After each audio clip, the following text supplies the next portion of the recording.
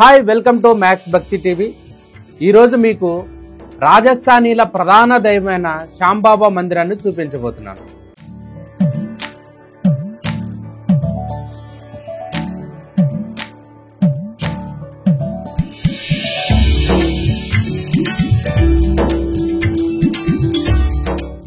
ఈ మందిరం వచ్చేసి కాచిగూడ రైల్వే స్టేషన్కి ఎదురుగానే మనకి కనిపిస్తుంది.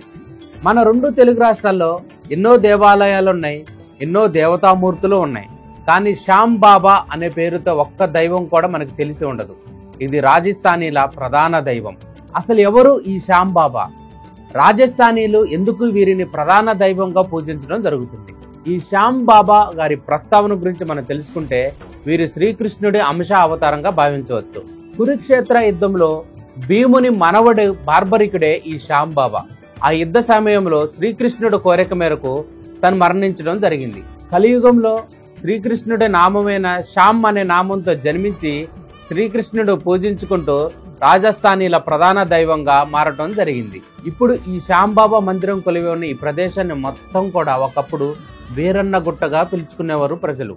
ఎందుకంటే ఇక్కడ వీరభద్రస్వామి, ఆంజనేయ స్వామి 200 సంవత్సరాల నుంచి స్వయంభూగా ఇక్కడ కొలువు తీరుండి భక్తుల చేత పూజలు అందుకోవడం జరుగుతుంది.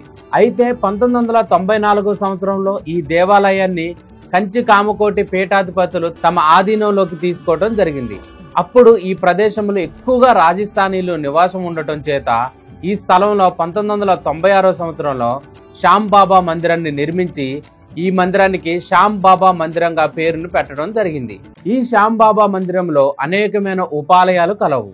శివాలయం, దుర్గామాత ఆలయం, మహాగణాధిపతి ఆలయం, నాగదేవత ఆలయం, నవగ్రహ మండపం మరియు గోశాల కూడా భక్తులకి దర్శనమిస్తూ ఉంటుంది. 200 సంవత్సరాల నుంచి ఈ ఆలయంలో స్వయంభూగా కొలువై ఉన్న వీరభద్రస్వామిని మరియు ఆంజనేయ స్వామిని దర్శించుకున్న తర్వాత మనం మిగతా దేవతామూర్తులను దర్శించుకుందాం. ప్రతిరోజు కూడా నిత్య కళ్యాణం, పచ్చతోరణం ఈ మందిరం. వేలాది మంది భక్తులు ప్రతిరోజు కూడా ఇక్కడున్న దేవతామూర్తులను దర్శించుకుంటూ ఉంటారు.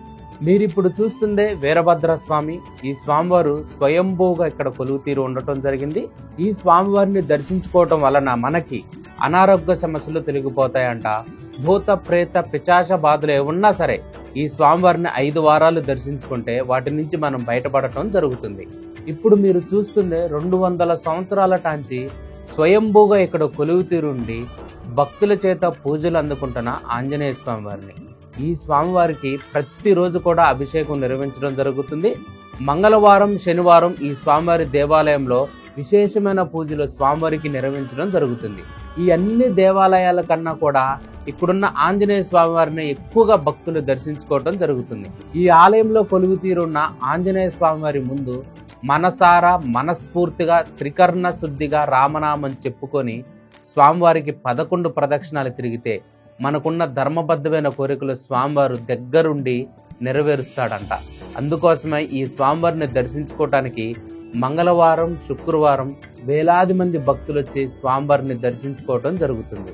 మీరిప్పుడు చూస్తుంది నాగదేవత ఆలయం. ఈ స్థలంలో ఒకప్పుడు పెద్ద పొట్ట ఉండేదంట. ఒక దైవ సర్పం నిరంతరం తిరుగుతూ భక్తులకి దర్శనమిచ్చేదంట. ఆ దైవ సర్పాన్ని నాగదేవతగా భావించి ఇక్కడ దేవాలయం కట్టడం జరిగింది. మనకి స్వయంభూ నాగదేవత శిల కూడా ఈ దేవాలయంలో ఉంది. చూడండి, మీరిప్పుడు చూస్తుందే ఇక్కడ స్వయంభూగా కొలువు తీరున్న నాగదేవత శిల ఇది. ఈ ఆలయాన్ని దర్శించుకోవటానికి వచ్చిన భక్తులందరూ కూడా ముందుగా ఆ మహాగణాధిపతిని దర్శించుకొని స్వామివారి దగ్గర 3 ప్రదక్షిణాలు తిరిగి 3 గుంజిళ్ళు తీసిన తర్వాత మిగతా దేవతామూర్తులను దర్శించుకోవటానికి వెళతారు. ఈ మహాగణాధిపతి దేవాలయం పైనే మనకి వీరభద్రస్వామి స్వయంభూ మూర్తి ఉంది. ఈ స్వామివారిని దర్శించుకున్న తర్వాత భక్తులు వీరభద్ర స్వామివారిని దర్శించుకోవడం జరుగుతుంది. ఈ ఆలయానికి ఇంత పేరు రావడానికి కారణం అసలు మన తెలుగు రాష్ట్రాలు ఎప్పుడు వినని దైవనామం శ్యాంబాబా. ఆ దేవాలయం ఇప్పుడు మీకు చూపిస్తాను, చూడండి. ఈ దేవాలయం చాలా విశాలంగా ఉంటుంది మరియు చాలా అందంగా ఉంటుంది. ఈ దేవాలయంలో చేసిన డెకరేషన్ చూడండి. ఈ కలర్స్ మొత్తం వైట్తో కూడుకుని భక్తుల్ని నిరంతరం ఆకర్షిస్తూ ఉంటుంది. ఇక్కడ ధ్యాన మందిరంలో భక్తులు స్వామివారిని దర్శించుకొని వచ్చి కూర్చోవటం జరుగుతుంది. అయితే ఈ శ్యాంబాబా మందిరంలో మనకి శ్రీకృష్ణ, రాధామాత, ఆ మహావిష్ణువు, లక్ష్మీదేవి వారు కూడా భక్తులకు దర్శనమిస్తూ ఉంటారు.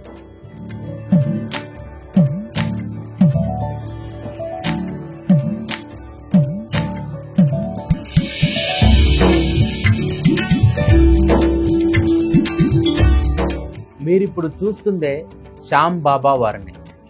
శ్యామ్ బాబా వారి విగ్రహం మనకి కనిపించదు, ఓన్లీ శిరస్సు మాత్రమే కనిపిస్తుంది.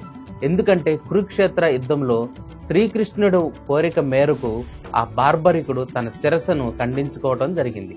ఆ శిరస్సు కొంతకాలం తర్వాత రాజస్థాన్లో బయటపడటం జరిగింది. అప్పటి నుంచి రాజస్థానీలు ఈ శ్యామ్ బాబాని ప్రధాన దైవంగా పూజించడం జరుగుతుంది. అయితే ఈ ఆలయంలో ఉన్న ఒక విశిష్టత ఏంటంటే శ్యామ్ బాబాకి సుగంధ ద్రవ్యాలంటే చాలా ప్రీతి. అందుకోసమే స్వామివారికి ప్రతిరోజు కూడా అత్తరులో అద్దిన దూదిని అలంకరించడం జరుగుతుంది.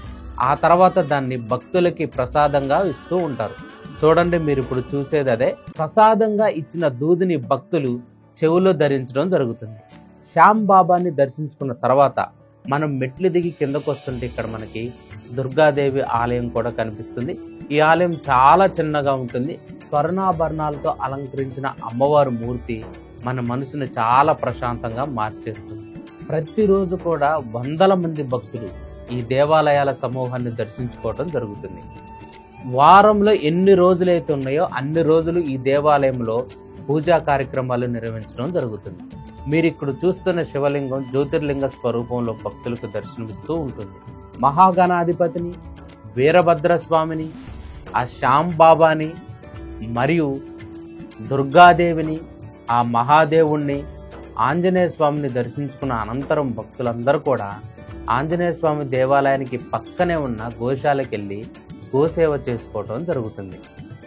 చూడండి ఫ్రెండ్స్, ఇక్కడున్న ఈ గడ్డిని ఒక 10 రూపాయలు ఇచ్చి కొనుక్కొని భక్తులందరూ కూడా గోవులకి తినిపిస్తూ గోసేవ చేసుకోవటం జరుగుతుంది. మన హిందూ పురాణంలో గోవులకి చాలా ప్రత్యేకమైన స్థానం ఉంది. సకల దేవతల స్వరూపమే గోమాతగా భక్తులు హిందువులు భావిస్తూ పూజించడం జరుగుతుంది. ప్రతి శనివారం కూడా నవగ్రహ మండపంలో శనీశ్వరుడికి తైలాభిషేకం నిర్వహించడం జరుగుతుంది.